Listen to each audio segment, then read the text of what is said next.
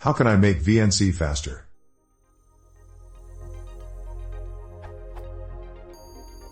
I need to remotely access and use my work computer a few times a week. I'm currently using UltraVNC. I want to use VNC because of the price. I've used VNC before, mostly on my own network, where it's fast. However, VNC over the internet is incredibly slow. Even at 256 colors and lower, with Aero turned off, it is unbearably slow. I recently used AMI admin to connect to do something requiring a quick reaction time. AMI was really fast, with almost no lag, and it was running in full color with Aero on. How can I make VNC faster, like AMI is? I'd use AMI, but I would probably run into the 15-hour/month limit pretty quickly. Any suggestions?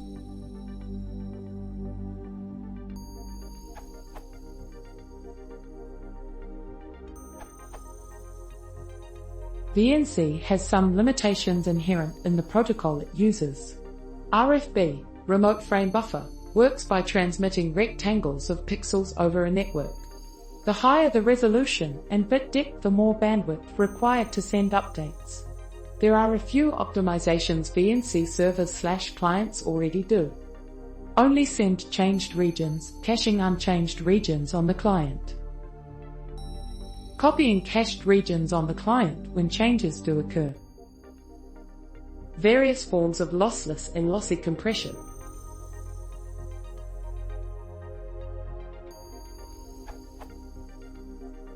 You can fiddle with the settings on both the client and server to see which settings work best for your internet connection.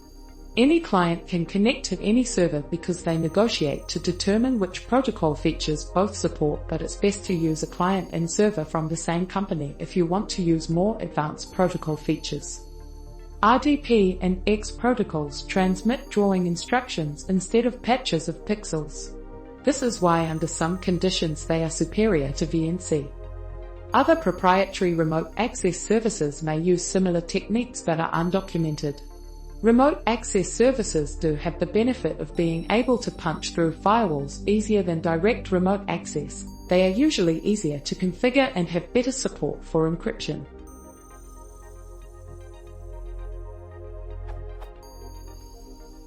I've used VNC, Remote Desktop, LogMain Free, Pennyware and Remote X. Each has its merits.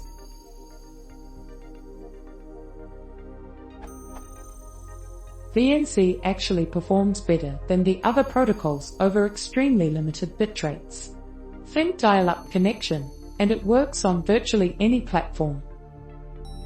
Remote Desktop works well over LANs and integrates seamlessly with Active Directory. LogMain is great for accessing Windows PC over the internet and also supports Active Directory integration.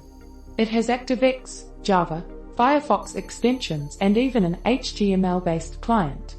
The free version allows you to manage up to 5 pieces. Paid versions increase this number, add file transfer and advanced management features. Pennyware is similar to VNC and Remote Desktop. It supports various levels of encryption, file transfers and remote configuration. Things you'd have to piece together with VNC and Remote Desktop.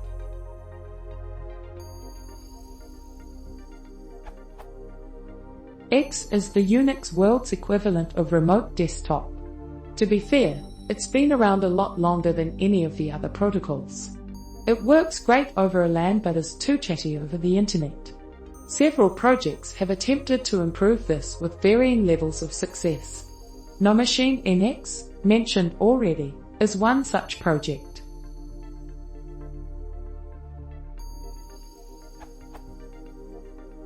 All of the remote access protocols I've mentioned are freely available, either with an OS or as a download, except Pennyware, which is sold by Symantec. Personally, I would try each of them and select the one that best suits your needs.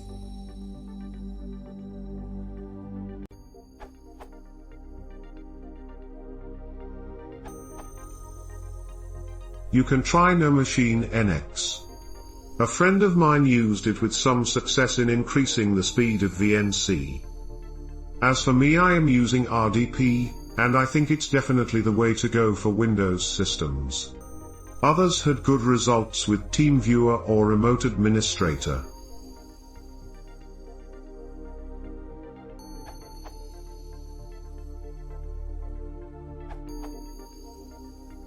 Try to use this.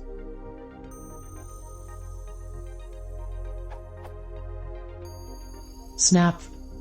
Instead of pulling the X-Display frame buffer, FB, for changes, periodically copy all of X-Display FB into main memory and examine that copy for changes.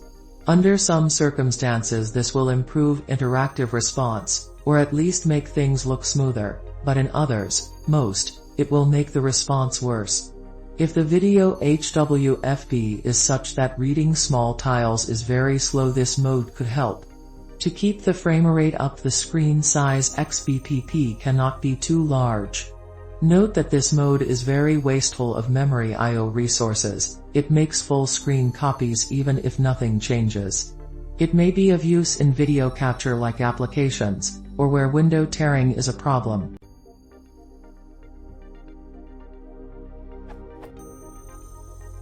This solved the problem for me.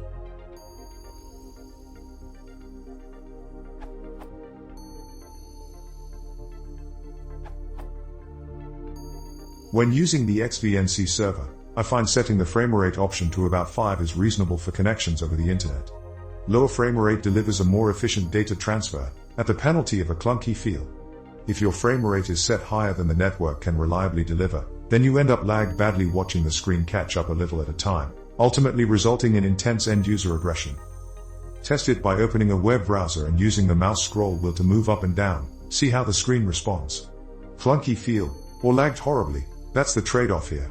Unfortunately, not all VNC servers even have this option. Some do have it, but without documentation on the man page, and the exact location of configuration files can be arbitrary and mysterious. This URL.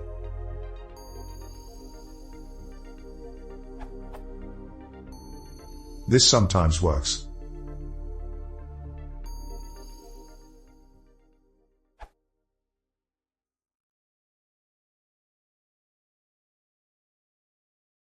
If you want to support channel, please consider subscribing.